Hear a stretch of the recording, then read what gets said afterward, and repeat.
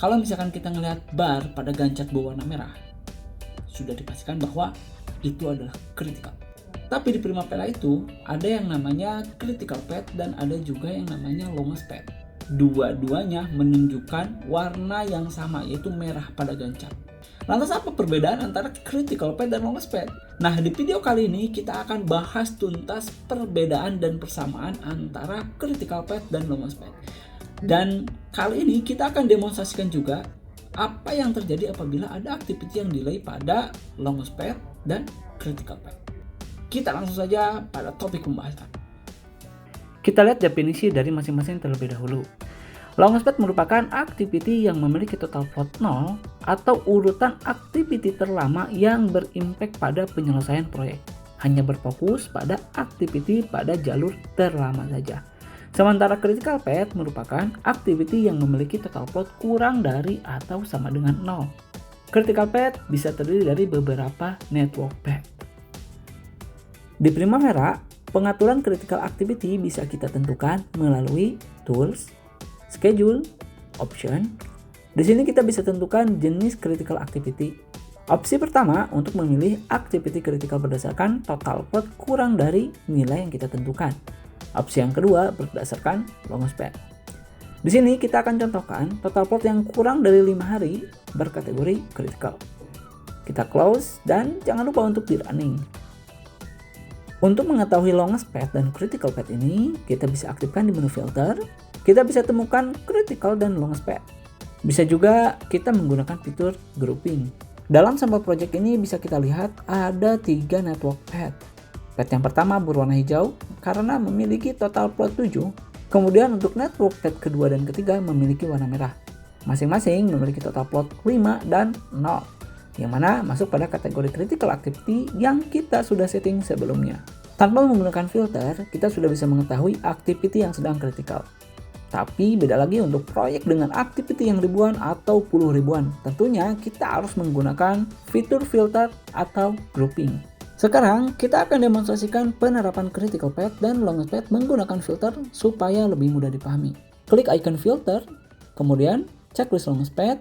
Maka kita akan lihat di sini bahwa network path activity ini merupakan longest path di project ini. Seperti yang kita ketahui sebelumnya, ada 2 network path yang berwarna merah. Ketika dipilih opsi longest path, maka ini merupakan jalur yang berimpact langsung pada penyelesaian proyek. Sekarang kita checklist critical path.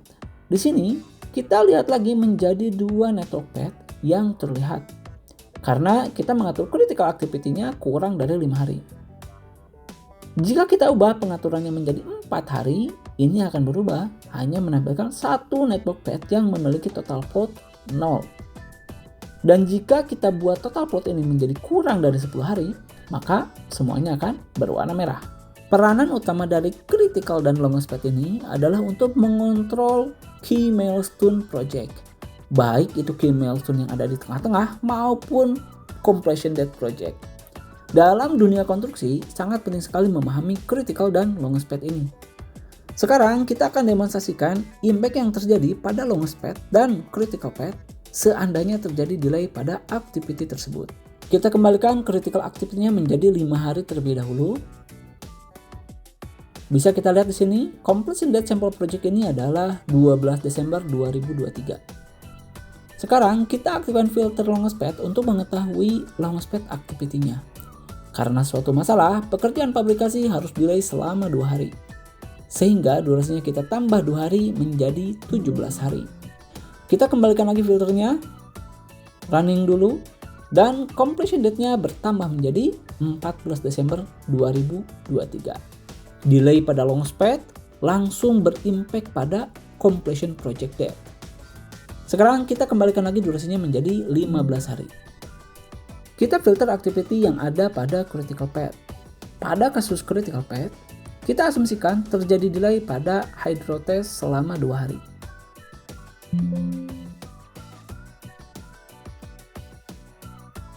Kita lihat hasilnya, completion date tidak berubah, tetap 12 Desember. Yang berubah adalah total floatnya berkurang menjadi 3. Pertanyaannya, bagaimana kalau delaynya adalah 6 hari? Kita tambah lagi, di sini jadi 9. Dan apa yang terjadi? Completion date-nya sekarang menjadi 13 Desember 2023, bertambah 1 hari. Dan Launchpad berubah menjadi ke network pad kedua, yang sebelumnya adalah network pad 3. Dari semua percobaan ini, bisa kita ambil beberapa fakta kesimpulan tentang Launchpad dan Critical Path ini. 1. Launchpad hanya berfokus pada activity yang memiliki total plot 0. 2. Critical Path berfokus pada activity yang memiliki total plot kurang dari atau sama dengan 0. Sehingga poin ketiga bisa kita simpulkan, activity pada Launchpad sudah pasti bagian dari Critical Path, sementara activity pada Critical Path belum tentu merupakan Launchpad. Kemudian poin yang keempat, jika terjadi delay pada Launchpad akan berdampak langsung pada completion date. Yang kelima, jika terjadi delay pada Critical Path tidak akan langsung berimpact pada completion date selama total plot lebih besar daripada nilai delay-nya. Yang keenam, jika delay pada activity Critical Path melebihi dari nilai total plot, maka akan berimpact langsung pada completion date dan akan berubah menjadi Launchpad. Sekian video kali ini tentang perbandingan antara critical dengan Launchpad. Semoga bermanfaat, memudahkan rezekinya, berkah, dan panjang.